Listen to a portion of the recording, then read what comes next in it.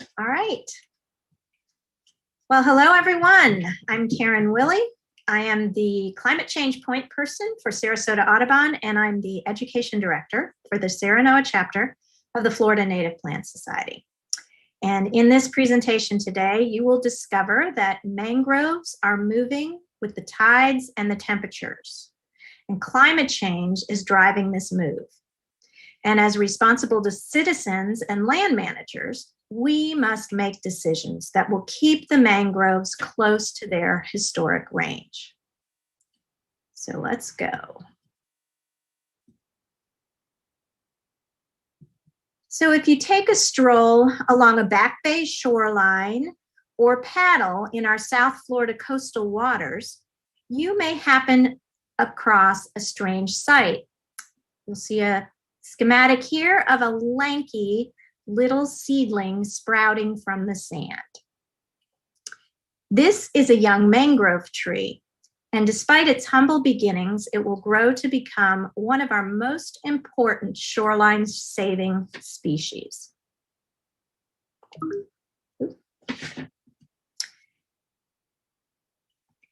Okay, so in this program, I'm going to talk about what is a mangrove. I'm going to go through the migration dynamics, how, why, and where they're migrating. And I'm going to end with how we can be a part of this solution. So first I want to get my annotate going. Wrong one. Sorry about that. Details. Okay. Okay, so basically what makes a plant a mangrove is that it can grow in salt water. And it's as simple as that. In Florida, we have 3 mangrove species, and each one is in a different plant family.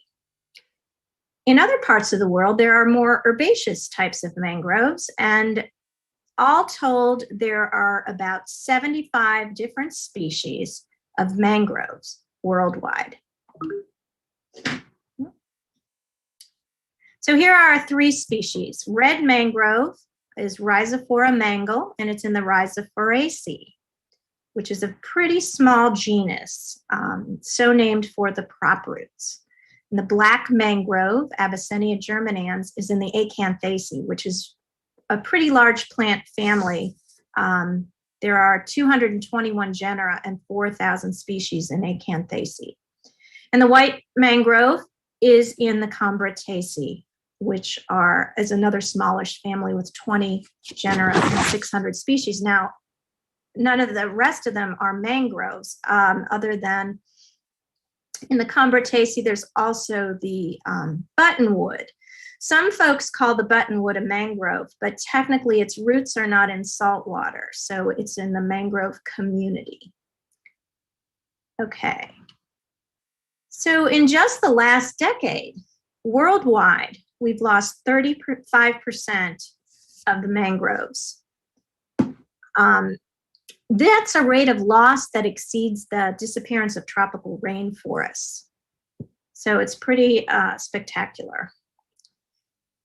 Locally here, in the last about 100 years, Tampa and Sarasota have lost 44% of their mangroves. And on the East Coast, the Indian River Lagoon has lost 86%. And a lot of the remaining mangroves are not even connected to the fisheries because of mosquito ditching. So there's huge impacts locally. All right, so let's look at the zonation of the mangroves. The red mangroves grow furthest out over the water, and they have these tangled prop roots that I consider reaching. So I'm going to give you some mnemonics on how I remember the 3 types. So the red mangrove reaches with the prop roots. And so we have R for red and R for reach. And we have the black mangroves, and they have, see these little lines here? These are the pneumatophores. So the pneumatophores are air-breathing roots. Pneuma, P-N-E-U-M-A, pneuma It means air, and they're actually breathing roots, so that when the tide is up and the root zone is inundated, some of these will still be sticking up out over the water, so that they can have gas exchange. So these B for breathing roots, B for black. And then furthest back are the white mangroves. They still get some seasonal tidal inundation, so they are still considered a mangrove. And the way you remember the white, the letter W, the leaves are oval shaped. So when you make that oval shape, the last three fingers make a W. So there's your simple mnemonics for red for reaching, black for breathing, and white makes a W. All right. And when we look at the entire dynamic of the ecosystem, including the grass flats and the oyster beds in the bay, this mangrove forest and grass flat ecosystem is one of the richest and most biodiverse in the world. So mangrove forests provide food and nesting and nurturing areas for about 1,300 different species of animals and insects. So everything from the sawfish, which is an endangered species, they use it for nursery for their juveniles, all the way to the entire life cycle of the American crocodile, which we don't really think of the crocodile, but there is a small population in extreme South Florida. So, oops, sorry about that. They spend their entire life cycle in the mangroves. So all these other animals, 250 fish species, 191 birds, 24 reptiles, 5 amphibians, 350 marine invertebrates, 264 arboreal arthropods. That was a census done in Charlotte Harbor. So lots of critters depend on them. These roots provide essential habitat for many fish species in their juvenile stage. Also in among here, you'll find invertebrates and arthropods, mollusks, and all sorts of things. In Florida, 90% of fish species depend on mangroves during some part of their life cycle. So fragmenting and loss of these forest habitats will be a disaster for our commercial fishing industry. Another really important function, this report, there was a report done in 2019 by the Nature Conservancy that shows the valuable flood risk benefits and the critical role that mangroves play in protecting our coastal communities. So let's look at this storm surge. If there were no mangroves, this would be the surge, and it would be inundating these coastal homes. However, with the mangrove forest intact, we have this scenario where the mangroves actually block the surge and somewhat increase it, but they literally block it. And so the surge that comes out the other end is almost nothing, and the houses are protected. So we rely on these trees. Mature mangrove roots that tangle and branch build a natural support system that can weather the strongest storms.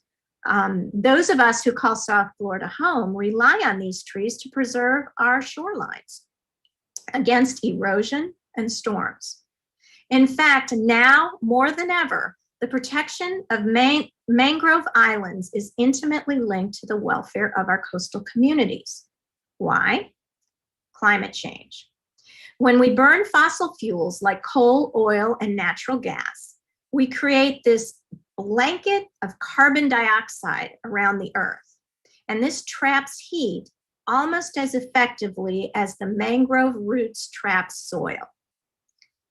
So also, as our atmosphere warms, it holds more water, and this allows water vapor to evaporate more out of the hotter oceans, and that makes more active storms.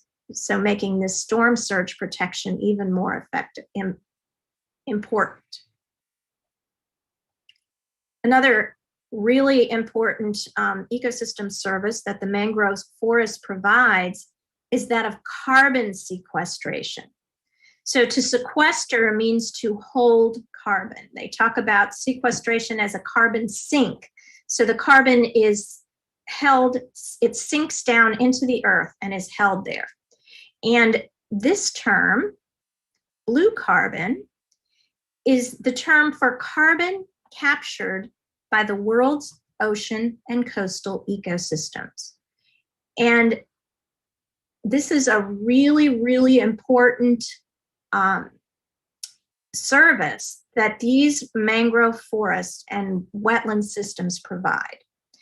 Because seagrasses, mangroves, and salt marshes along our coast capture and hold this carbon. And even though they're smaller in size than the world's tropical rainforests, they sequester carbon at a faster rate and hold it for a longer time. Because the soils are anaerobic, the carbon will stay in them for thousands of years. So this is stored below ground. But if we remove the trees, if the forest is removed, this carbon is released into the atmosphere. So it's really important. It's key to climate change, to keep our forests intact, our mangrove forests especially. That carbon is often thousands of years old. Pretty amazing. So that's our introduction. That's what a mangrove is. Now we're going to get into the dynamics of migration. And we're going to start with how are the mangroves migrating. So what do you see here? It's simple. The trees aren't walking. They're not walking.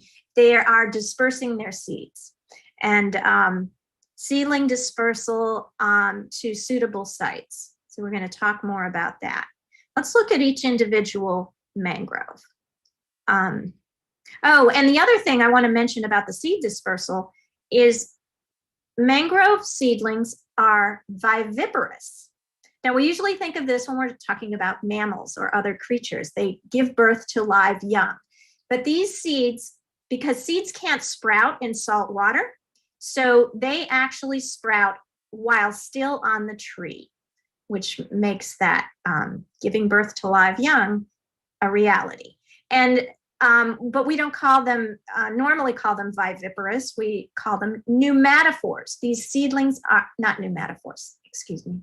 I'm getting my P words mixed up. They are propagules. Propagules. There's a seedling is a propagule. Propagule is something that's already propagated, right? It's already sprouted.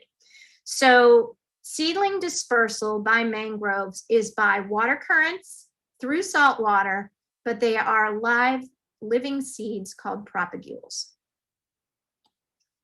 So here's the red mangrove. This is a beautiful flower. It's the most striking of all of our 3 local mangroves. And the seedlings are, we sometimes referred to as mangrove pencils on the red mangrove. Notice the the brown base. This tissue is more porous than the green tissue above it. So when it drops into the water already sprouting, this brown will absorb more water and become heavier. Guess what end the roots come out of? This allows, when the seedling comes to rest, floats up onto a low energy shoreline, the weight will stand it up. So it's pretty amazing adaptation on the red mangrove seedling. Here's the black. Pretty small flowers, but the seeds themselves, in the Acanthaceae, they're known for having hooked seeds, and this probably is also an adaptation for the entire genus, to be able to get their seeds into the ground. And then the white mangrove, even a smaller flower and a smaller seeds. Oops, that on the wrong direction. The white mangrove seeds are about the size of sunflower seeds. Although they're ripe, they don't turn black. They are ripe at green, and they'll fall off when they've sprouted. Again, live seedlings or propagules. So we know they're migrating by seed dispersal to suitable sites, but why are they migrating? So we're going to get a little bit into some basic science here.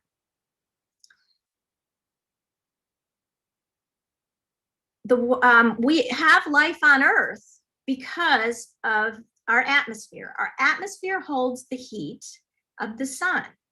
And so some of it, the heat of the sun is absorbed by the Earth's surface. Some of it is reflected so we don't burn up. And then some of it is held in by atmospheric gases, mostly carbon dioxide and water vapor. Those are the two atmospheric components that hold heat. Now, when we burn fossil fuels such as coal, oil, and natural gas for energy, we add more and more carbon dioxide into the atmosphere. And this buildup acts as a heat-trapping blanket of carbon dioxide. And as we burn more fossil fuels, this blanket gets thicker and leads to warming the air and water, which disrupts the climate. So there's your basic greenhouse heating effect. Now, another basic science, you didn't know you're going to have a science lesson today, is that air and water come to equilibrium. So this is just the way of it. So as this heat trapping blanket makes the air warmer and warmer, the warm air is going into the water. Conversely, in the winter, when the water's warmer than the air, it comes out. This is just simple science. And one more science fact. Warm water takes up more space. As the water gets warmer, the molecules are actually rattling around. They're excited, and they take up more space. They're moving faster. They don't spend as much time stuck tightly together, and they are a little more separated. This is causing sea level rise. So it's not just melting ice on the land. Our Arctic ice, land-based, melts and makes sea level rise, but it's also simple thermal expansion of the water. We trap more carbon dioxide, warming the air. The air and water come to equilibrium. The warmer water takes up more space. That's a lot of sea level rise. So what's causing the, why are mangroves moving? They're migrating. It's because of warm water and sea level rise. So as rampant carbon dioxide traps heat, South Florida is experiencing fewer extreme cold events, as is North Florida and Louisiana and Alabama and Texas. Fewer extreme cold events. And as oceans warm, sea level rises and mangroves are becoming flooded out. Mangrove seeds, remember, are water dispersed and currents can carry them far and wide. So that leads us to where? Where are the mangroves migrating? So let's look at historically. Here is the imaginary line where the mangroves have stopped in the past, Cedar Key and Ponce Inlet. So occasionally, oh, is it now? I'm going to stop and start again. Yeah.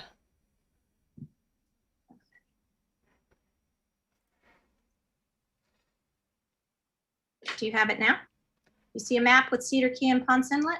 It has not completed the screen sharing yet. You are screen sharing. All right, let me stop. Let me end the show. Let me share the screen again.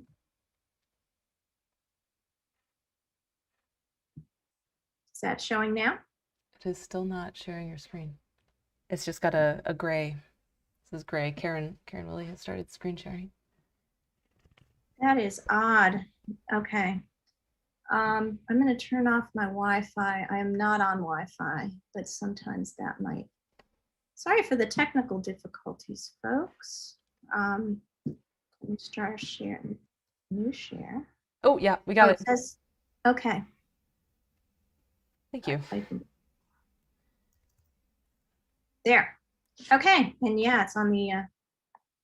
Okay, here we are. All right, so Cedar Key and Ponce Inlet are the imaginary line where the mangroves stop. So they're found south of here. Over the years, they have started going north, and then we get freezes.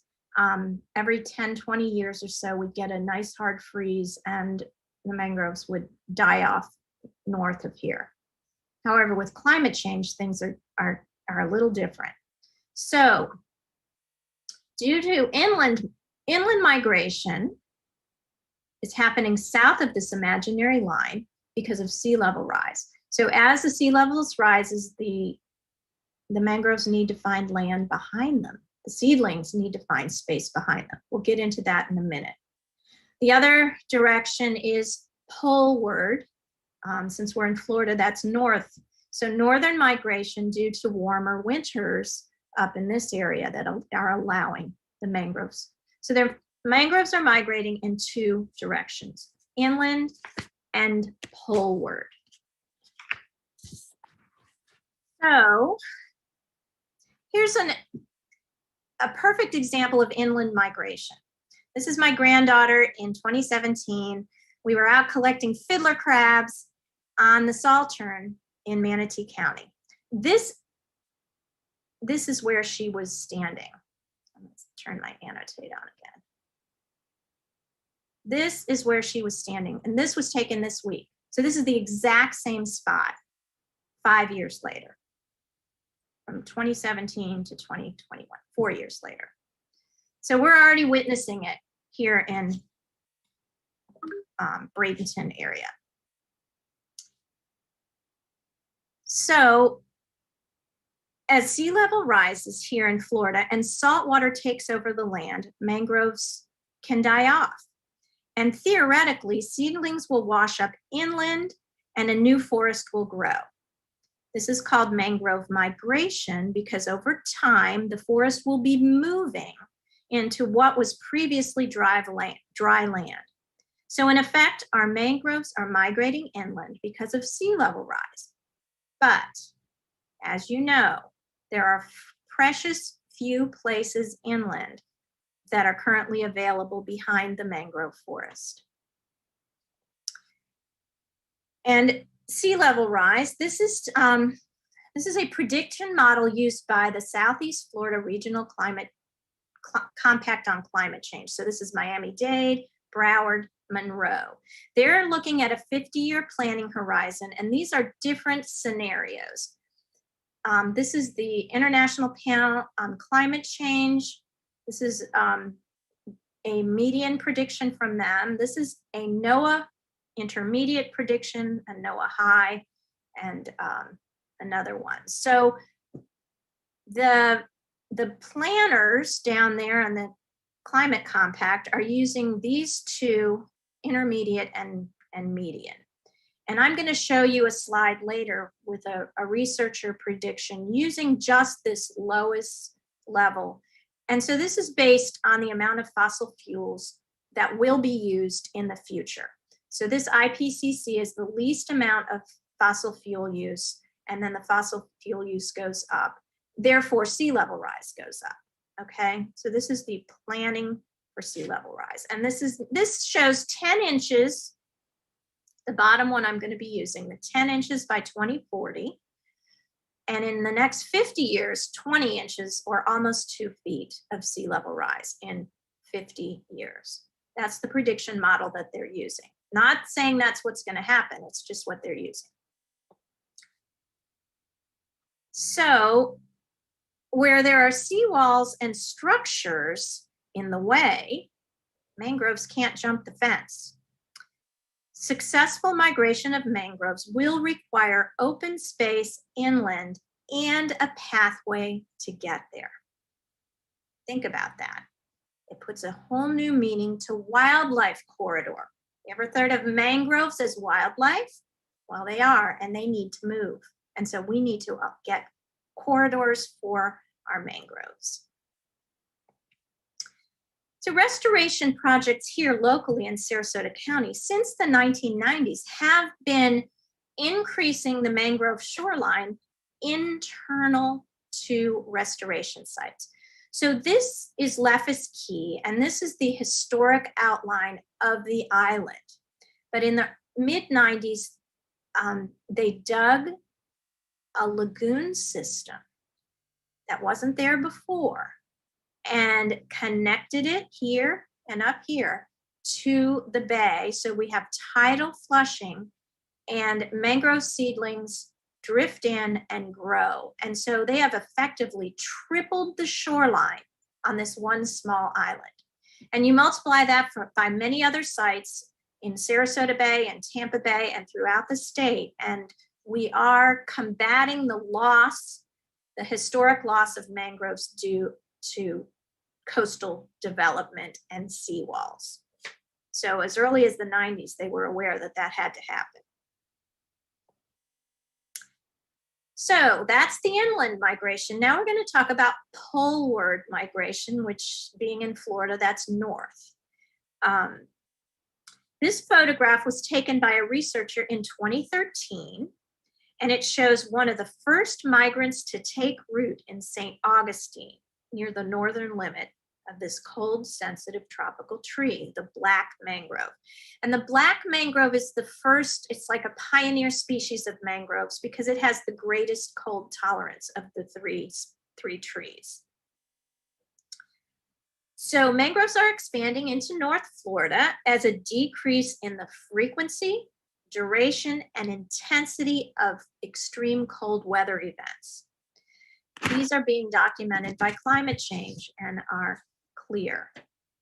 And there's a new term, tropicalization. This term was first noted in a 2014 paper relating to herbivory in oceans by tropical fish in temperate waters. So tropical fish are moving north, and instead of eating the corals in the tropics, they're eating plankton in the temperate zone, and they're changing ecosystems. So now we're seeing it applied to all sorts of tropical species.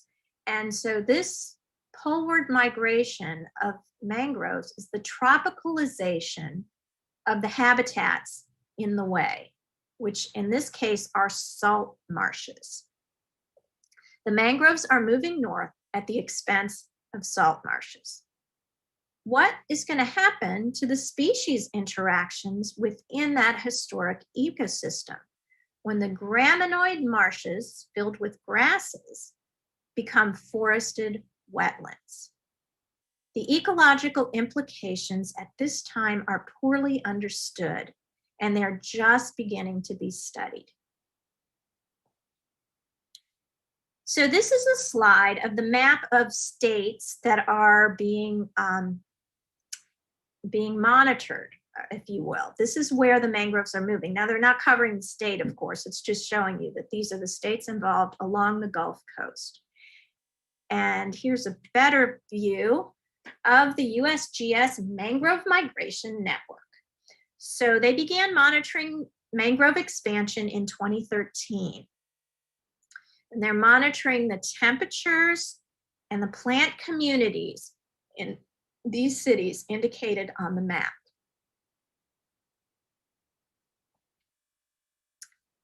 And this is a 2014 graph where the black dots indicate mangrove expansion. And the larger the dot, the larger the percentage, right, of increase in population. So you see the red is a decrease. So in South Florida, we're losing mangroves, and in North Florida, we're greatly increasing the mangroves.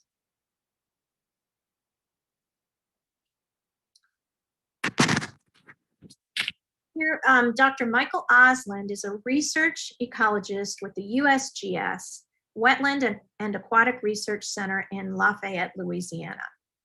And he's the most prolific researcher I've found relating to mangrove migration. And these maps were published in 2013. And this is the state of mangroves in 2013. This is where they were found. So already in 2013, we were seeing them up as far as Jacksonville, north of Cedar Key, also around Louisiana, and over in Texas a little bit. So white is no mangrove. Now I'm going to show you the projection. Remember I showed you that sea level rise. They use the bottom line. And this is where at 2 feet of sea level rise, we're going to see mangroves expanding. Look, they're all the way up into the Outer Banks. But this is dependent on low energy, so it's not going to be in the entire quadrant. It's only in the low energy shorelines that are available in these quadrants, but greatly expanding. And then what happens to the salt marsh? And I'm going back to my granddaughter over here in Manatee County. Already we're losing our salterns, and that's the key habitat for the fiddler crab. So we need studies. We need folks looking at this and what's going to be, what we can do.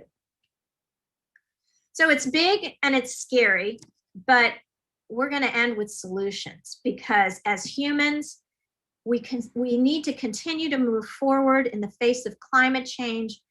We have to have hope in order to do that. So when you look around you, you will see that action on the climate is happening all over. Change must happen on a community scale, because climate change is a global problem. And one person doing one thing isn't going to change the globe, but a community doing something together will make a difference. And I've listed 3 concrete things you can do in your own community. So first of all, find a place to volunteer.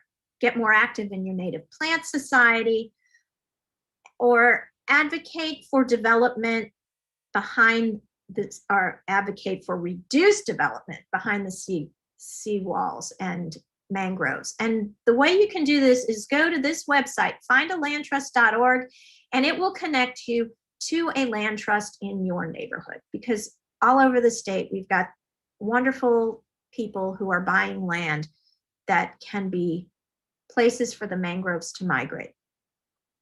Another thing, I belong to the Manatee Clean Energy Alliance. There are many clean energy groups that are aligned with Ready for 100. Ready for 100 is a Sierra Club program that is a model to get cities nationwide to go to 100% renewable energy. And 170 cities nationwide are already doing this. And more sign up each day. Sarasota signed on 2 years ago. So it's another way you can get involved. Find your local groups. And finally, advocate to civic leaders, because your leaders can be the solution by stopping development along the coast and allowing space for the mangroves to migrate inland. Vote for those people. Vote Earth. Because in the end, we will conserve only what we love, we will love only what we understand, and we will understand only what we are taught. So I hope today that I've taught you something, and we can all save the mangroves. So, questions? Awesome. Thank you so much, Karen. We don't have any questions in the chat yet, but we do have one from from Eugene Kelly, our policy and legislation chair, who of course is very interested in sea level rise. And he's done some really good talks on that. Yeah. Yes.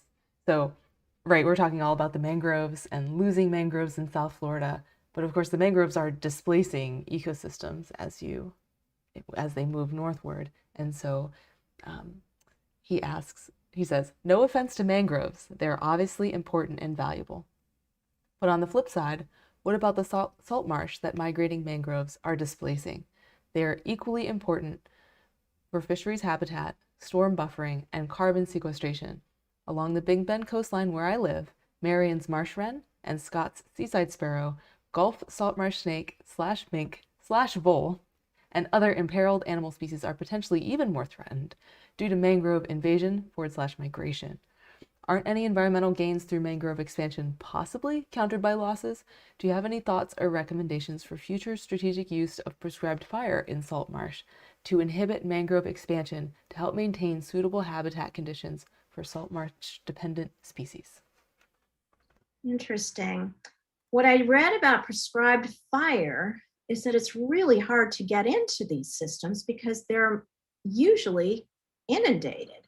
So I don't know that fire is going to be an answer, but we need research. We need to find out what. You are absolutely correct, because as much as I love mangroves, I want to keep them here.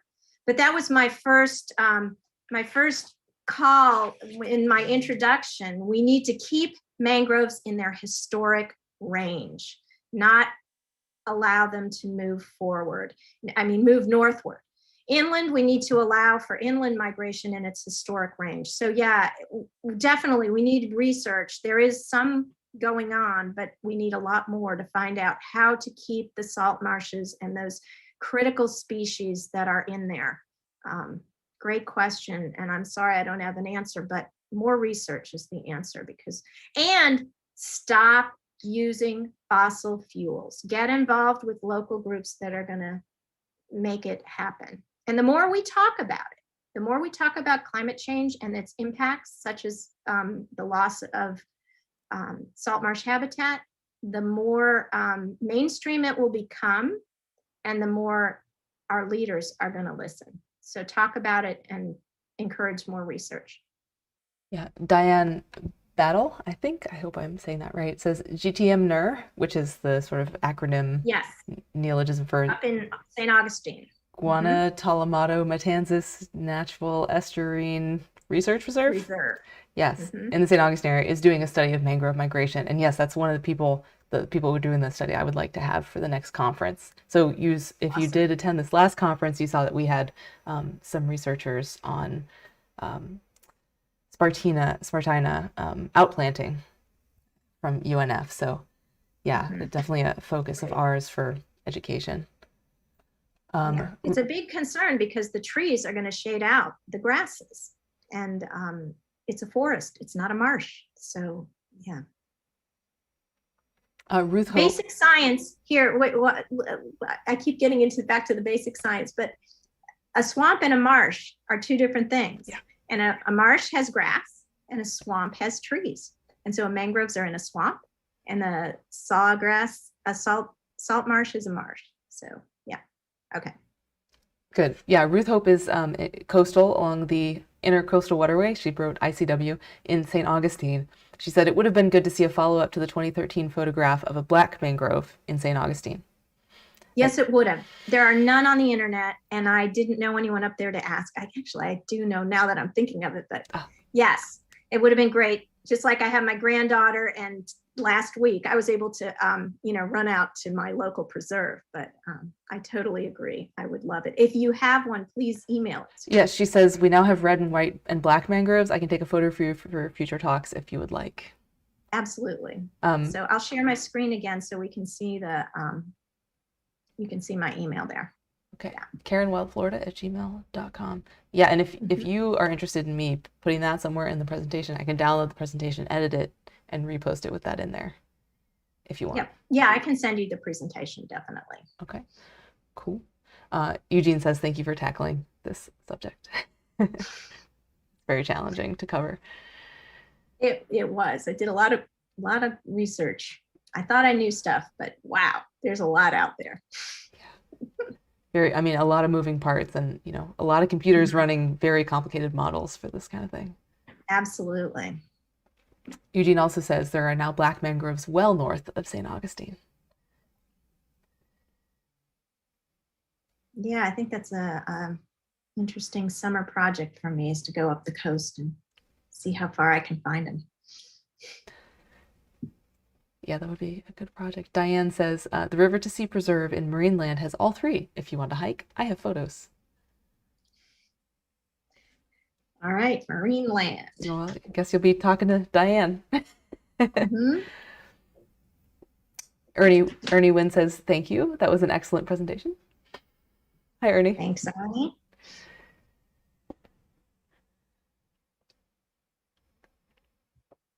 Yeah, I mean, I have the same questions as Jean. I think about, are we reaching a homeostasis? Should we be doing more management? What are we managing for? Or what are we letting happen? Where are we preventing building? It's all going to be very interesting and maybe sad, or maybe not sad, to watch it play out in the future. Yeah, it's going to be interesting no matter what. Yeah.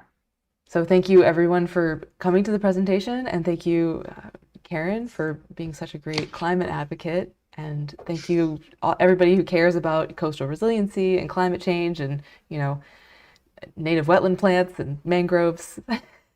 It's really important that we stick together and advocate for native plant conservation.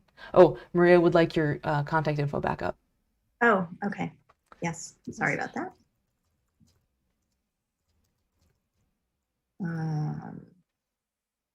I just posted in the chat, everybody. Okay, good.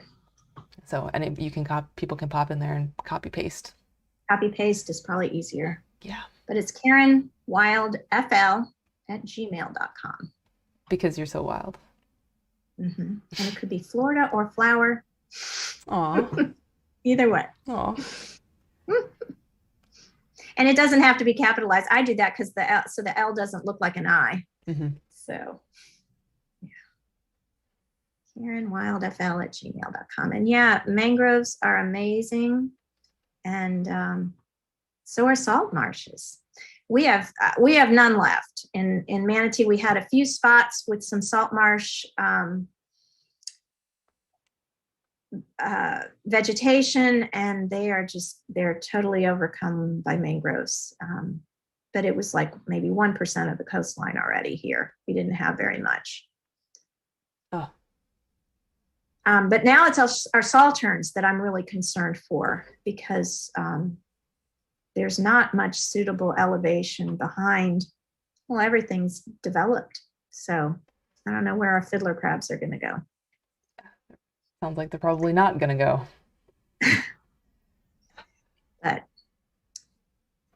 my advice to everyone is just keep talking about it with all kinds of people, and becomes mainstream, and then things might happen.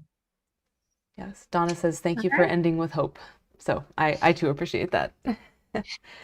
Otherwise, we couldn't get anywhere, right? If we're upset and depressed, why bother? Right. So there's always something we can get that glimmer of hope and keep moving onward and forward. Well, and keep our mangroves in their historic range. That's right. Thank you so much, Karen, for getting a lot of kudos in the chat, and I hope you have a great Friday. Thank you. I forgot to open my. Well, I don't have it. Nothing's showing in my chat. I guess it's. Yeah, you can't see anything in your chat. Yeah. Because I'm in Zoom, right? You're in Zoom. Okay. Okay. I'll have to go review it on YouTube. Yes, you can go read all the chat and respond if you like to. Okay. I hope everyone has an excellent Friday and a great weekend. See you all later. All right. Bye. Bye.